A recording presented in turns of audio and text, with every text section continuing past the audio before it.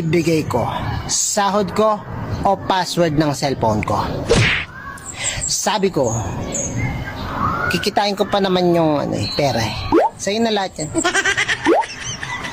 Lahat ng sahod yan. Maglo-loan pa nga ako eh. Bukas, bigay ko lahat sa'yo. Wala, yung sahod dapat sa asawa talaga yan. Hindi dapat yan, Walang away-away, bati-bati tayo. Sa asawa talaga dapat. Sa asawa.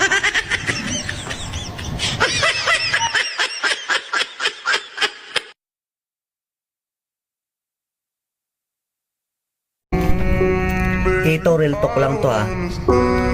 Huwag nyo naman ikwento lahat ng kamalian ng tao. Ikwento nyo din kung paano naging mabuti sa inyo. Baby, I don't understand.